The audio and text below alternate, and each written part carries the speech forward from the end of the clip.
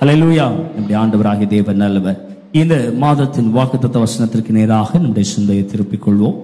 ரோமர் 4ஆம் அதிகாரம் அதனுடைய 21ஆம் வசனத்திற்கு நேராக நம்முடைய சிந்தையை திருப்பிக் கொள்வோம். ரோமர் 4ஆம் அதிகாரம் 21ஆம் வசனம். இந்த மாதத்தின் வாக்குத்தத்த வசனத்திற்கு நேராக நம்முடைய சிந்தையை திருப்பிக் கொள்வோம். சேர்ந்து நாம் வாசிக்கலாம். ரோமர் 4ஆம் அதிகாரம் 21ஆம் வசனம். சேர்ந்து வாசிப்போமா? தேவன் வாக்குத்தத்தம் பண்ணினதை நிறைவேற்ற வல்லவராயிருக்கிறார் என்று முழு நிச்சயமாய் நம்பி தேவனை மகிமைப்படுத்தி விசுவாசத்தில் வல்லவரானார். இன்னொரு தடவை எல்லாரும் சேர்ந்து வாசிக்கலாம். இன்னொரு தடவை சத்தத்தை உயர்த்தி, தேவன் வாக்கு பண்ணினதை நிறைவேற்ற வல்லவராயிருக்கிறார் என்று முழு நிச்சயமாய் நம்பி தேவனை மகிமைப்படுத்தி விசுவாசத்தில் வல்லவனானார். அப்படி ஆண்டவராகிய தேவன் நமக்கு நல்ல இந்த மகிமை ஆண்டிலே மிகவும் மகிமையான மேன்மையான வாக்குத்தத்தங்களை நமக்கு தந்திருக்கிறார். கடந்த 6 மாதங்கள் நம்முடைய வாழ்விலே ஒருவேளை மிகவும் கடினமான சூழ்நிலைகளாக இருந்திருக்கலாம். நமக்கு பிரைஸ் லார்ட் பல நாட்களிலே நமக்கு அவைகள் எளிதானதாக கடந்த 6 மாதங்கள் நமக்கு இல்லாமல் இருந்திருக்கிறது. பலருக்கு வருமானங்கள் குறைவாக இருந்திருக்கிறது. பலருடைய வேலை நிச்சயமற்றதாக இருந்திருக்கிறது. பலருடைய வியாபாரங்கள் மிகவும் மந்தமானதாக இருந்திருக்கிறது. எல்லாவற்றின் நடுவிலும் கர்த்தர் நம்மோடு இருந்திருக்கிறார். ஹல்லேலூயா, பிரைஸ் தி லார்ட். அவைகளின் நடுவில் இருக்கிறவர். இந்த புதிய மாதத்திலே, இந்த 7வது மாதத்திலே நாம் நுழையும் போது ஆண்டவர் நமக்கு ஆபிரகாமின் வாழ்க்கையின் மூலமாக ஒரு நம்பிக்கையின் மகிமையின் நம்பிக்கையாகிய வாக்குத்தத்தங்களை இந்த காலவெளியிலே நமக்கு தருகிறார். Price the Lord. ஆபிரகாமுடைய வாழ்க்கை நம்முடைய சூழ்நிலைகளுக்கு ஒத்ததாக தோன்றினாலும் நம்முடைய ஆபிரகாமுடைய வாழ்வின் சூழ்நிலை அங்கே மரித்து போனதாக, அங்கே பிரைஸ் தி லார்ட் செத்து போனதாக இருந்தாலும் நம்முடைய தேவன் இன்றும் செயல்படுகிறார் என்பதை நமக்கு நினைவுபடுத்துகிறது. ஹல்லேலூயா. ஆபிரகாமுடைய வாழ்விலிருந்து அந்த மகிமையான நம்பிக்கையினுடைய ஒரு 3 குணாதிசயங்களை பார்க்க தேவன் நமக்கு துணை செய்வாராக. வாசிக்கலாம். அதே ரோமர்கள் நிருபம் 4ஆம் அதிகாரம் 17ஆம் 18ஆம் வசனத்தை வாசிப்போம். ரோமர் 4ஆம் அதிகாரம் 17வது 18வது வசனங்களை நாம் சேர்ந்து வாசிக்கலாம். தயவாக எல்லாரும் சேர்ந்து வாசிப்போம். முடிந்தால் பைபிள் திறந்து எடுங்க, இல்லைன்னா டிஸ்பிளே பார்த்து வசனங்களை சேர்ந்து வாசிக்க உங்களை உற்சாகப்படுத்துகிறோம். சேர்ந்து வாசிக்கலாம். அநேக ஜாதிகளுக்கு உன்னை தகப்பனாக ஏற்படுத்தினேன் என்று எழுதியிருக்கிறபடி அவன் தான் விசுவாசித்தவருமாய் மரித்தோரை உயிர்ப்பித்து இல்லாதவைகளை இருக்கிறவைகளை போல அழைக்கிறவருமாய் இருக்கிற தேவனுக்கு முன்பாக நாம் எல்லாருக்கும் தகப்பனானான். 18ஆம் வசனம் சொல்கிறது, உன் சந்ததி இவ்வளவா இருக்கும் என்று சொல்லப்பட்டபடியே தான் அநேக ஜாதிகளுக்கு தகப்பனாவதை நம்புகிறதற்கு ஏதுவில்லாதிருந்தும் அதை நம்பிக்கையோடே விசுவாசித்தான். ஹல்லேலூயா. அவன் நம்புகிறதற்கு ஏதுவில்லாதிருந்தும், அந்த 18ஆம் வசனத்தை எல்லாரும் சேர்ந்து வாசிப்போம். உன் சந்ததி இவ்வளவா இருக்கும் என்று சொல்லப்பட்டபடியே தான் அநேக ஜாதிகளுக்கு தகப்பனாவதை நம்புகிறதற்கு ஏதுவில்லாதிருந்த போதும் அதை நம்பிக்கையோடே விசுவாசித்தார். தேவஜனமே, ஆபிரகாம் அங்கே ஆண்டவரை நம்புவதற்கு அல்லது ஆபிரகாம் நம்பிக்கையோடு இருப்பதற்கு அங்கே எந்த காரியமும் இல்லை. ஹல்லேலூயா. ஆபிரகாம் நம்புவதற்கு அர்த்தமே இல்லாத போது அவன் நம்பினான். இங்கே நம்ம பார்க்கிறோம், அவனுடைய சரீரம் வயதானவனா இருக்கிறான்.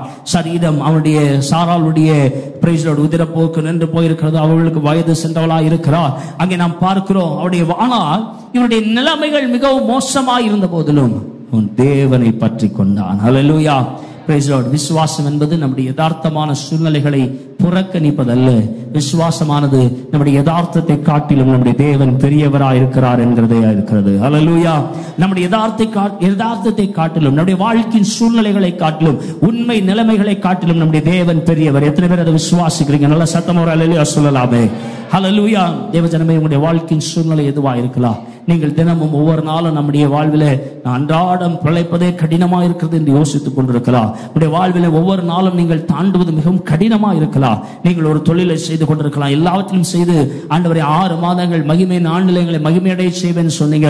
ஆனா இதுவரை அதற்கான எந்த சாத்தியக்கூறும் இல்லை என்று சொல்லி எண்ணிருக்கலாம். தேவஜனமே, மறந்து விடாதுங்கள். மரித்த இடத்திலே ஜீவனை தர என் தேவன் வல்லவராயிருக்கிறார். எங்கே சூழ்நிலைகள் மாறி இருக்கிறது, முற்றிலும் முடிந்து போயிருக்கிறது என்று எண்ணுகிறீர்களோ, அங்கே தேவன் கிரியை செய்ய வல்லவராயிருக்கிறார். நம்முடைய வாழ்விலே பிரைஸ் தி லார்ட். நம்முடைய வாழ்க்கையின் நெருக்கங்கள் நமக்கு வரும் பொழுது நம்மால் கட்டுப்படுத்த முடியாதவைகள் நம்மை சுற்றி நிகழும் போது நாம் பதற தொடங்குகிறோம். குறிப்பாக நம்முடைய சூழ்நிலைகளை நம்மால் கட்டுப்படுத்த முடியாத போது, நம்முடைய சுற்றி இருக்கிற மனிதர்களை கட்டுப்படுத்த முடியாத போது, நம்முடைய எதிர்காலத்தை கட்டுப்படுத்த முடியாத போது, நம்முடைய சரீரத்தினுடைய பலவீனத்தை கட்டுப்படுத்த முடியாத போது நாம் பதற தொடங்குகிறோம். என்ன செய்வதென்று தெரியவில்லை. நமக்கு எப்பவுமே ஒரு பழக்கம் இருக்கு, எல்லாமே நம்முடைய கட்டுப்பாட்டுல நாம நினைக்கிற மாதிரி ஏங்கன்னா எப்படி இருக்கு, ஓகே பரவாயில்ல, நாம் விருப்பப்படுகிறபடி எல்லாம் போகிறது என்று நினைத்துக் கொள்கிறோம்.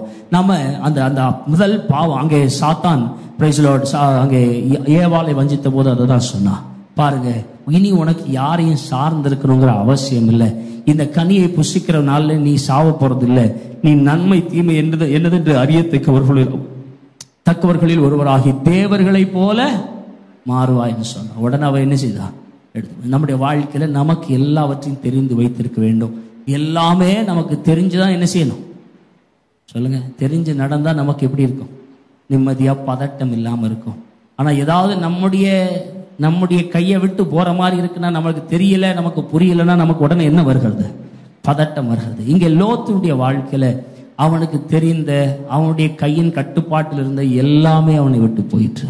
அவனுடைய சரீரம் போயிருக்கிறது, அவனுடைய பிள்ளைகள் போயிருக்கிறாங்க, அவனுடைய வருமானம் போயிருக்கிறது, அவனுடைய அந்தஸ்து ஆஸ்தி எல்லாவற்றையும் இழந்தவனாக இருக்கிறான்.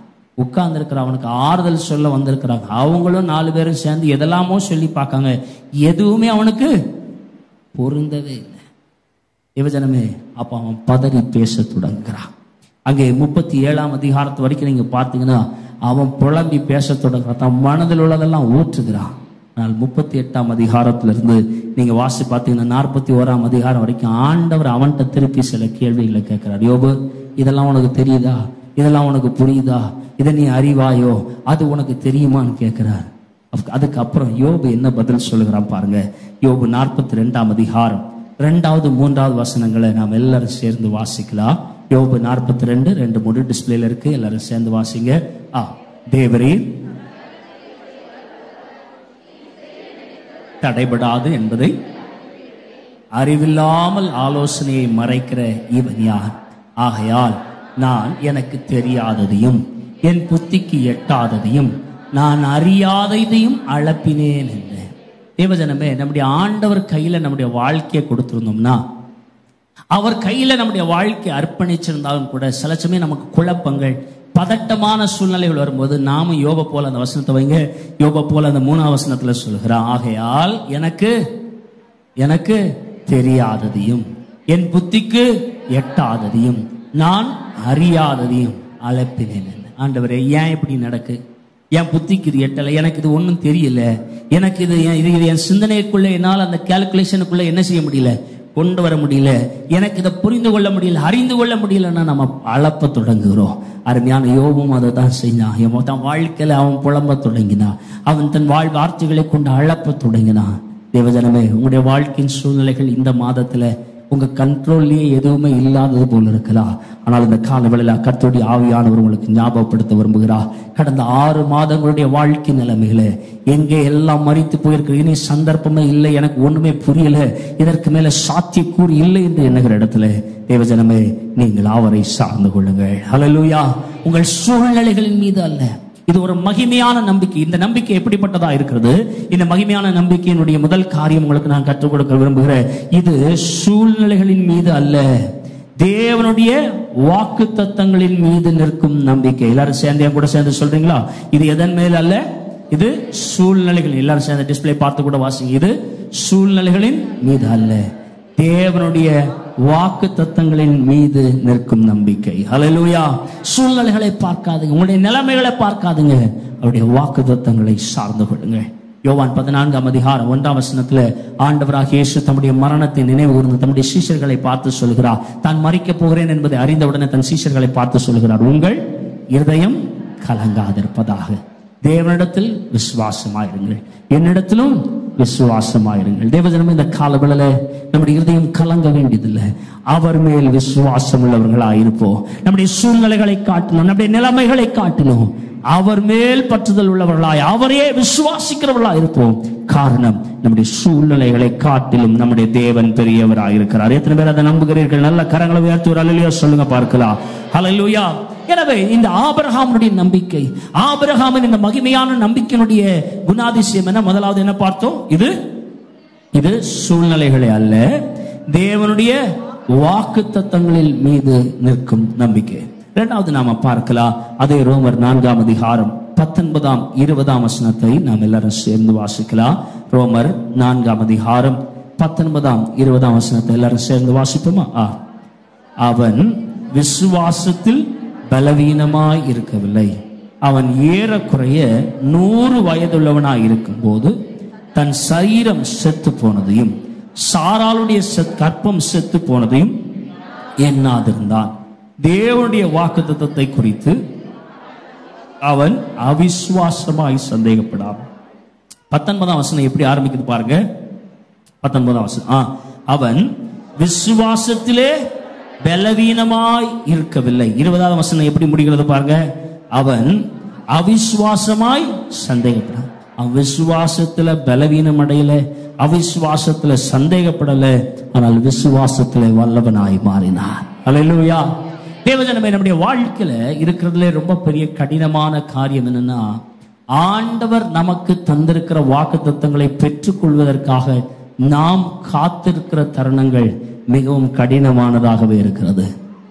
நீதிமொழிகள்ல ஞானி சொல்லும் போது சொல்கிறார், காத்திருக்குதல் இருதயத்தை இழைக்க பண்ணும். அது நம்மளை எப்பவுமே ரொம்ப டயர்டா மாத்து. நாம் எதிர்பார்த்து இந்த நன்மைகள் நமக்கு கிடைக்கும் என்று எதிர்பார்த்து காத்திருந்தவைகள் நமக்கு கிடைக்க பெறாமல் போகும்போது நாம் விடாய்த்தவர்களாக, அங்கலாய்க்கிறவர்களாக நாம் மாறி போகிறோம். ஆனால் இங்கே இவன் என்ன செய்கிறான்? இந்த பிரைஸ் லார்ட் அருமையான ஆபிரகாமுடைய வாழ்வில, இந்த விசுவாசிகள் தகப்பனாகிய ஆபிரகாமுடைய வாழ்க்கையிலிருந்து பார்க்கிறோம், அவன் விசுவாசத்துல எப்படி இருக்கவில்லையா? பலவீனமா இருக்கவில்லை. அவன் பலவீனம் அடையவில்லை. காத்திருப்பு என்பது உங்களுடைய பலவீனம் அல்ல. நிறைய பேர் நினைக்கிறாங்க, நான் ஒருவேளை போதுமான அளவு ஜோம் பண்ணல போல, அல்லது நிறைய பேர் சொல்ல, உங்களுக்கு இன்னும் விசுவாசம் என்ன செய்யல, விசுவாசம் உங்களுக்கு பத்தல, நீங்க இன்னும் நல்ல விசுவாசத்தோட ஜோம். தேவஜனமே, விசுவாசம் பத்தலைங்கிறதுனால ஆண்டவர் உங்களுக்கு தராம இருக்கவில்லை. உங்களுடைய ஜபங்கள் குறைவுகள் அல்ல. உங்களுடைய வாழ்க்கையில நீங்கள் எதிர்பார்த்தது நடைபெறாமல் போவதற்கு பல காரணங்களை மற்றவர்கள் சொல்லலாம், ஆனால் அவைகள் அல்ல. ஆபிரகாமை பொறுத்த வரைக்கும் நாட்கள் நீண்டு கொண்டே செல்ல 75 வயசுல சொன்ன ஆசீர்வாதம் வாக்குத்தத்தம் இப்ப 99 வயதாகி 100 வயது ஆக போகிறது. அவன் வாழ்க்கையில இன்னும் சாத்தியக்கூறு இல்லை, எல்லாமே மரித்த நிலைமையில் இருக்கிறது. ஆனால் இன்றும் காத்து கொண்டிருக்கிறான். அவன் விசுவாசத்துல அவனுக்கு வர நாட்கள் செல்ல அவன் விசுவாசம் என்ன ஆகிக்கொண்டே போகிறது? என்ன ஆகிக்கொண்டு போகிறது? விசுவாசத்திலே வல்லவனாய் மாறினான். பலன் பெற்று கொண்டே இருந்தான். நமக்கு நிறைய நேரத்தில் நாட்கள் செல்ல விசுவாசம் எப்படி பண்ணிட்டே போகுது?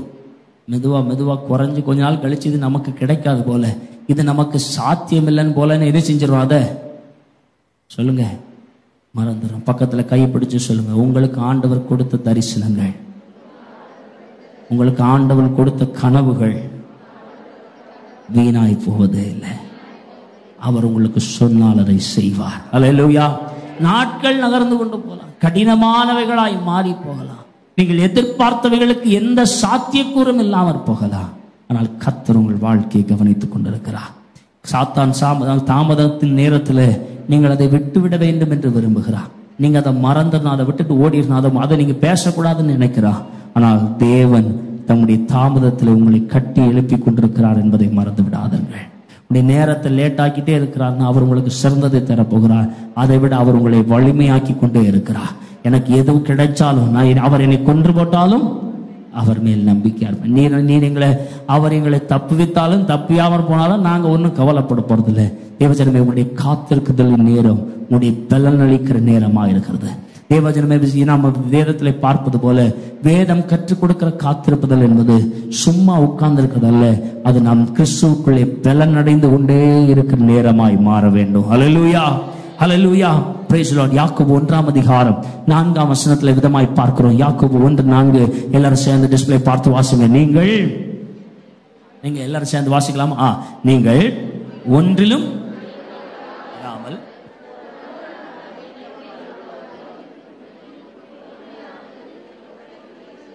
சரி, இன்னொரு தடவை கூட சேர்ந்து வாசிப்போமா? நீங்கள் ஒன்றிலும் குறைவுள்ளவர்களாயும் இருக்கும்படி பொறுமையானது.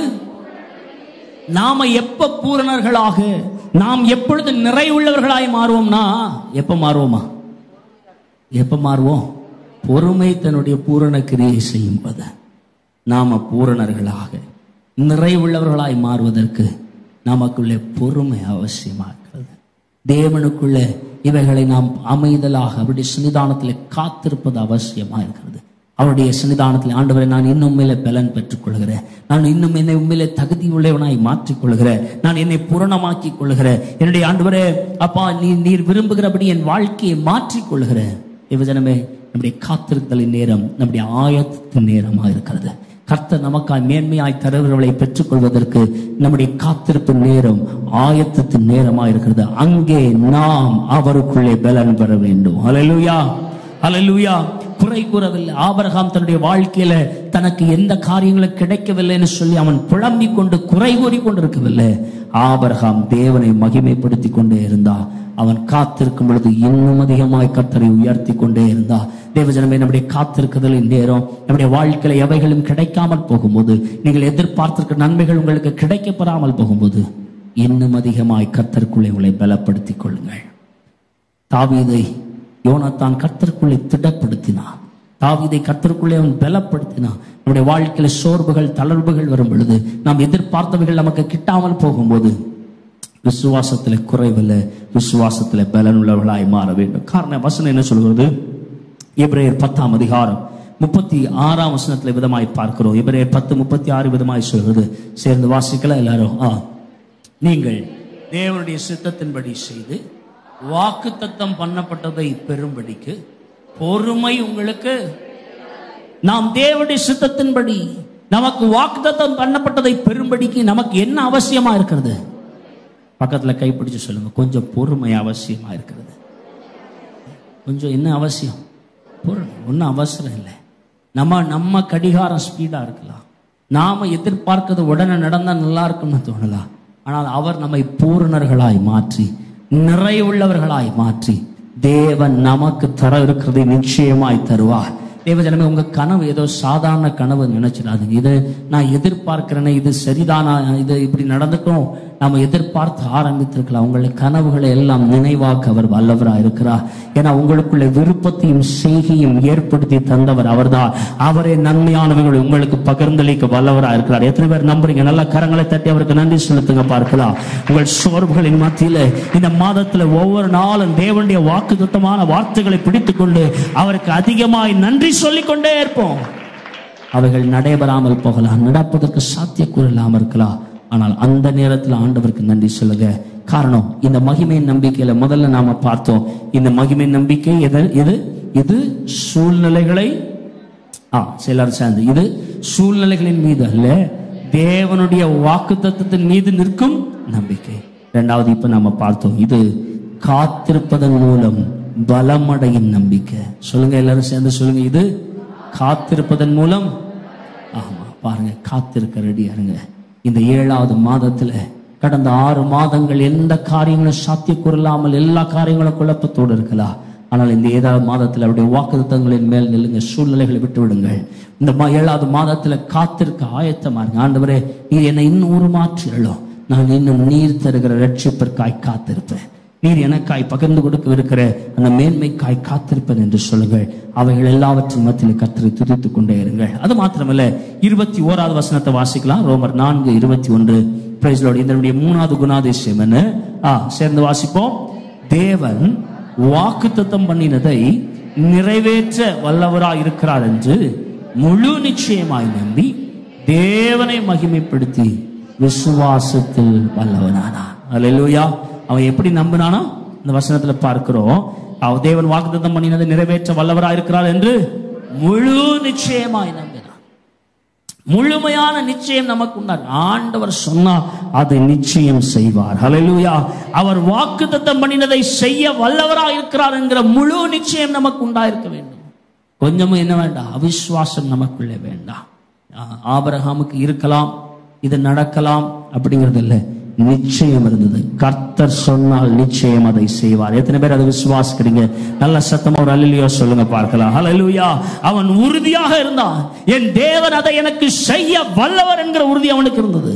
தேவஜனமே, இந்த கால வேளையில வாழ்க்கையின் எல்லா சூழ்நிலைகளிலும், உடைய வாழ்க்கையின் வேலை ஸ்தலத்தில், உங்களுடைய படிப்புல, உங்களுடைய எதிர்காலத்தின் நிலைமைகள் வரும்போது, உங்கள் சூழ்நிலைகள் வரும்போது சொல்லுங்க, கர்த்தர் எனக்கு சொல்லி இருக்கிறார், அவர் நிச்சயம் இது எனக்கு செய்வார்.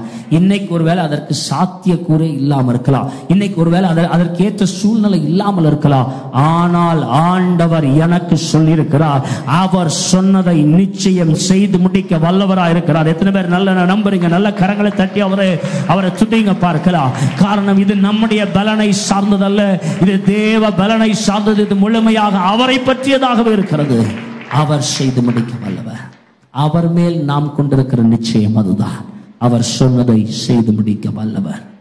அவர் சொன்னதை நிச்சயம் செய்து முடிப்பார்.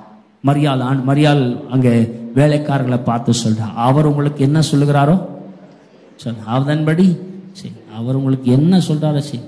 ஏமா, திராட்சரசம் குறைப்பட்டிருக்கு, ஆனா அவர் என்ன சொல்லிட்டு இருக்கிறார்?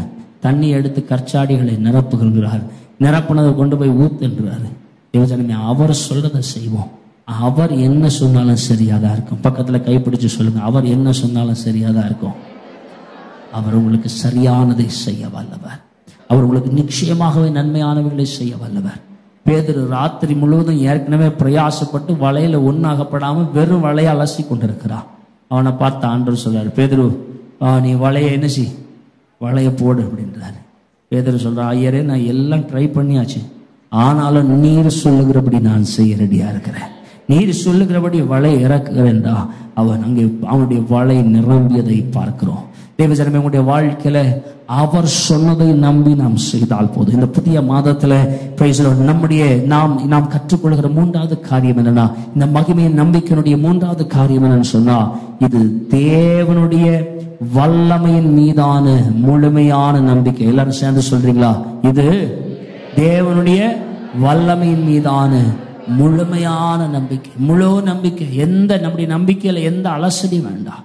தேவனுடைய வல்லமை, தேவன் வல்லவர், என் தேவன் வல்லவர், இதை செய்து முடிக்க அவரால் முடியும். இந்த காரியங்களில் செயல்பட அவரால் முடியும். இந்த மனிதனுடைய வாழ்வில் செயல்பட அவரால் முடியும். இந்த சூழ்நிலையில செயல்பட அவரால் முடியும். இந்த நிலைமையில செயல்பட அவரால் முடியும். இந்த எதிர்காலத்தில் செயல்பட அவரால் முடியும். இந்த பொருளாதாரத்தில் செயல்பட அவரால் முடியும் என்கிற முழுமையான நிச்சயம் நமக்கு உண்டாயிருக்க வேண்டும்.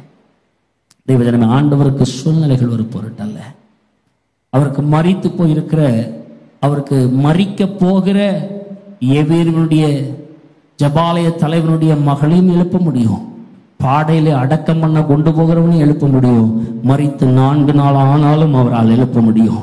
ஹல்லேலூயா. அவரால் எல்லாவற்றையும் செய்ய முடியும். அவரை நம்புங்க. நாம் கூப்பிட வேண்டியது அவரை மாத்திரம்தான். அவரை அழைத்தால் போதும்.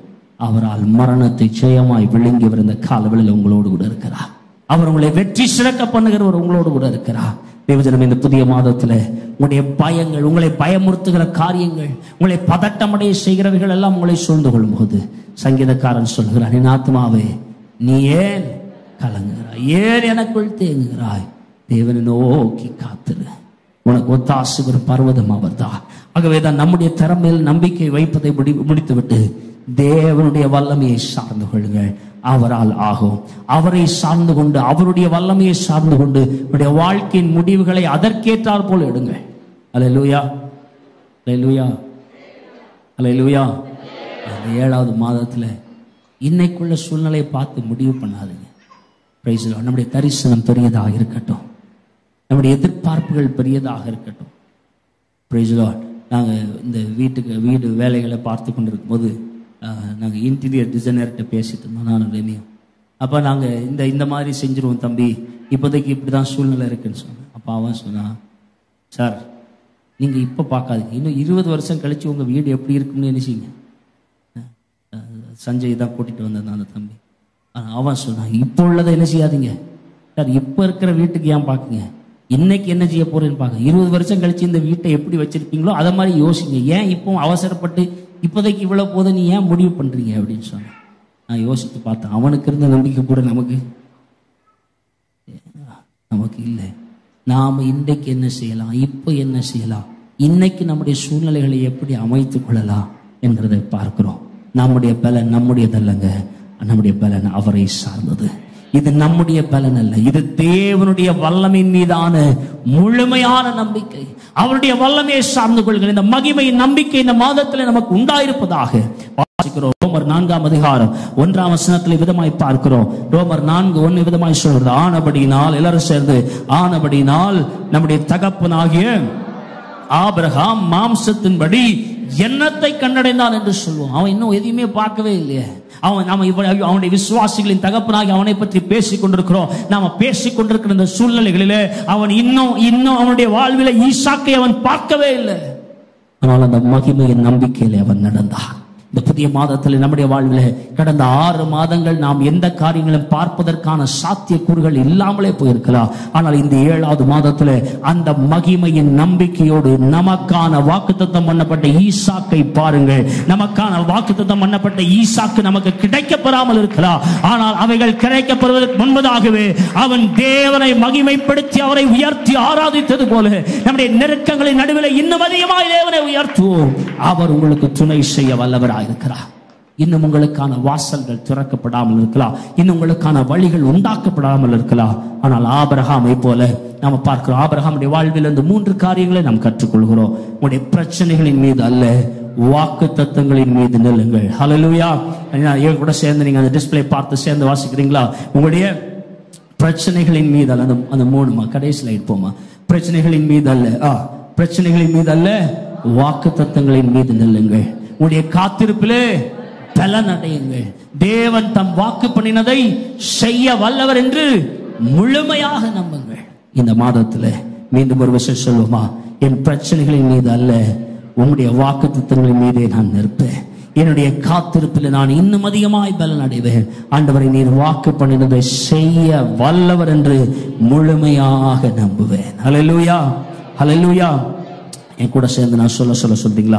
நான் இந்த மாதத்துல மகிமையான நம்பிக்கையில் நடப்பேன்.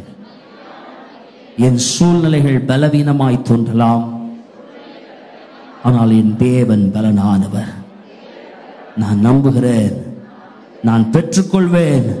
அவருடைய வாக்குத்தத்தம் நிறைவேறுவதை நான். ஹல்லேலூயா. தேவஜனமே, உங்களை பார்த்து ரோமர் 15ஆம் அதிகாரம் 13ஆம் வசனத்திலே அப்போஸ்தலனாகிய பவுல் ரோமாபுரியின் சபைக்கு சொன்ன அதே ஜெபத்தை உங்கள் மேல் சொல்ல விரும்புகிறேன். பரிசுத்த ஆவியின் பலத்தினாலே உங்களுக்கு நம்பிக்கை பெருகும்படிக்கு நம்பிக்கையின் தேவன் விசுவாசத்தினால் உண்டாகும் எல்லாவித சந்தோஷத்தினாலும் சமாதானத்தினாலும் உங்களை நிரப்புவாராக. அந்த மகிமை நம்பிக்கையினால் இந்த மாதத்திலே என் தேவன் உங்களை நிரப்புவாராக. அப்படி எழுந்து நின்று இதே ஜெபத்தை உங்களுடையதாய் மாற்றி ஜெபிக்கிறீங்களா? என் கூட சேர்ந்து அப்போஸ்தலனாகிய பவுல் சொன்ன அதே ஜெபத்தை நம்முடையதாய் மாற்றிக்கொள்ளும். Let us internalize it. என்னுடையதாய் பர்சனலைஸ் பண்ணி ஜெபிப்போமா? அங்க உங்களுக்குன்னு போட்டிருக்கிற இடத்துல எனக்குன்னு சொல்லுங்க, உங்களைன்னு சொல்லுகிற இடத்துல என்னைன்னு சொல்லுங்க. நாம சேர்ந்து அதே ஜெபத்தை அப்போஸ்தலனாகிய பவுல் சொன்ன அதே ஜெபத்தை சேர்ந்து செய்வோமா? எல்லாரும் வாய்களை திறந்து ஆண்டவரை பார்த்து சொல்லுங்க, பரிசுத்த ஆவியின் பலத்தினாலே. எல்லாரும் சேர்ந்து, பரிசுத்த ஆவியின் பலத்தினாலே எனக்கு நம்பிக்கை பெருகும்படிக்கு நம்பிக்கையின் தேவன் விசுவாசத்தினால் உண்டாகும் எல்லாவித சந்தோஷத்தினாலும் சமாதானத்தினாலும் என்னை நிரப்புவாராக. இன்னொரு விஷயம் சொல்வோமா? பரிசுத்த ஆவியின் பலத்தினாலே எனக்கு நம்பிக்கை பெருகும்படிக்கு நம்பிக்கையின் தேவன் விசுவாசத்தினால் உண்டாகும் எல்லாவித சந்தோஷத்தினாலும் சமாதானத்தினாலும் என்னை நிரப்புவாராக. அப்படியே கண்களை மூடி அவரை நோக்கி பார்ப்போமா? மகிமையின் நம்பிக்கை மாறிடாத என்னேசையா உம்மையல்லோ பற்றி கொண்டேன்.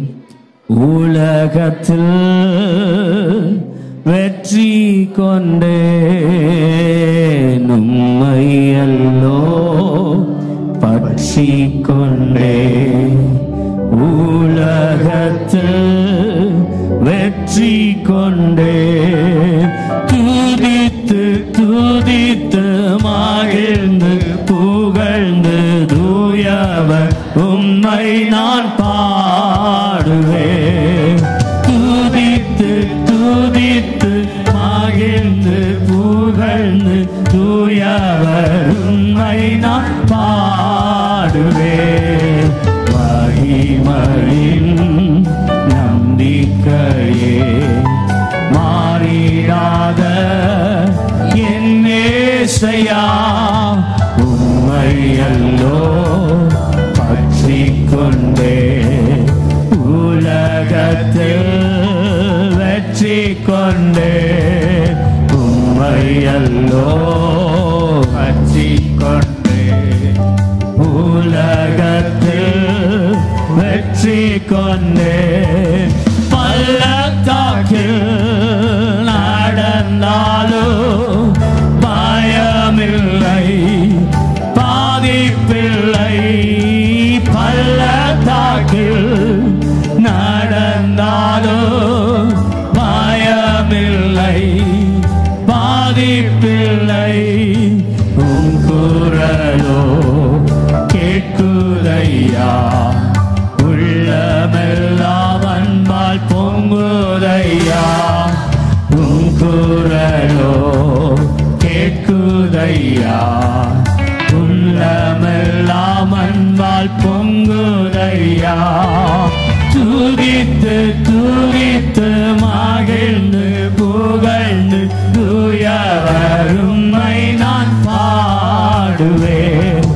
துதித்து துதித்து மகிழ்ந்து புகழ்ந்து தூயவர் உம்மை நான் பாடுவேன். மகிமையின் நம்பிக்கையே மாறிடாத என் ஏசையா, உம்மையல்லோ பற்றிக் கொண்டே உலகத்தில் வெற்றி கொண்டே. உம்மையல்லோ பற்றிக் கொண்டே உலகத்தில் வெற்றி கொண்டே. நம்ம எல்லாரும் ஆண்டவரை நோக்கி பார்ப்போம். நமக்கு தேவன் ஒரு மகிமையின் நம்பிக்கையை தந்திருக்கிறார். நாம் சூழ்நிலைகளை பார்த்து நடக்கிறவர்கள் அல்ல, தேவனுடைய வாக்குத்தத்தத்தை நாம் பற்றி கொண்டிருக்கிறோம். அவருடைய வாக்குத்தத்தங்கள் ஒரு நாளும் பொய்த்து போவதே இல்லை. என் ஆண்டவர் எதை சொன்னாரோ அதை செய்து முடிக்க வல்லமையுள்ள நல்ல தேவனாயிருக்கிறார். ஒருவேளை நம்முடைய சூழ்நிலைமைகள் பாதகமானதாக, அவருடைய வாக்குத்தத்தங்களுக்கு வார்த்தைகளுக்கு எதிரானதாய் காணப்படலாம். ஆனால் வாக்குரைத்தவர் வாக்கு மாறாதவர். ஒருவேளை நாம் காத்திருக்கிற நேரத்தில், உலகத்திலே மனிதன் காத்திருக்கும் பொழுது அவனுடைய இருதயம் இளைப்படையலாம். ஆனால் கர்த்தருக்கு காத்திருக்கிறவர்கள் புது பலன் அடைவார்கள். அவருடைய காத்திருக்குதலை முடிவு வர பண்ணுகிற சர்வ வல்லமை உள்ள தேவன் நம்மோடு கூட இருக்கிறார். அவர் நம்ம ஒரு நாளும் சொன்னதை செய்யாமல் விடுகிற தேவன் அல்லவே அல்ல. நம்முடைய தேவன் வல்லமை உள்ளவர். நீங்களும் நானும் ஆராதிக்கிற தேவன் அவர் வல்லமை உள்ள தேவனாயிருக்கிறார். அவரால் செய்யக்கூடாத அதிசயமான காரியம் ஒன்றும் இல்லவே இல்லை. இந்த புதிய மாதத்திலே கர்த்தர் நம்முடைய வாழ்விலே பெரிய காரியங்களை செய்வார் என்று விசுவாசிக்கிறவர்கள் மட்டும் ஒரு 2 நிமிடம் நல்ல கரங்களை தட்டி ஆவில நிரம்பி அந்நிய பாஷைகளை பேசி கொஞ்ச நேரம் கர்த்தரை மகிமைப்படுத்துவோம். எல்லா சூழ்நிலைமைகள் மாறி போகட்டும். மரித்து 4 நாள் ஆனாலும் உயிர்ப்பிக்க வல்லமையுள்ள தேவன் நம்முடைய தேவனாயிருக்கிறார். படகு வெறும் படகாய் இருந்தாலும் 2 படகு நிறைய நிரப்ப வல்லமையுள்ள தேவன் நம்முடைய தேவனாயிருக்கிறார். எந்த சூழ்நிலைமைகள் ஆனாலும் எல்லாவற்றையும் மாற்றிவிட என் தேவன் வல்லவராயிருக்கிறார். 100 வயதானாலும் சாராளின் கற்பம் செத்து போனாலும் ஒரு ஈசாக்கை கொடுக்க கர்த்தர் வல்லவராயிருக்கிறார். எல்லாம் செத்து போயிட்டு முடிந்து போயிட்டு என்று சொல்லுகிற இடத்துல என் தேவன் ஒரு புதிய ஜீவனை தர வல்லவராயிருக்கிறார். ஒரு புதிய ஆரம்பத்தை கத்த தர வல்லவராயிருக்கிறார். நல்ல கொஞ்ச நேரம் ஆவியில நிரம்பி அந்நிய பாஷைகளை பேசி சூழ்நிலைமைகளுக்கு எதிராக, பாதகமான சூழ்நிலைமைகளுக்கு எதிராக, உங்களை சோர்வுற பண்ணுகிற நிலைமைகளுக்கு எதிராக, உங்களை பலவீனப்படுத்துகிற எல்லா நிலைமைகளுக்கு எதிராக கர்த்தரே ஆவியானவர் நமக்குள்ள அந்த மகிமை நம்பிக்கை அவர் ஊற்றி இருக்கிறார்.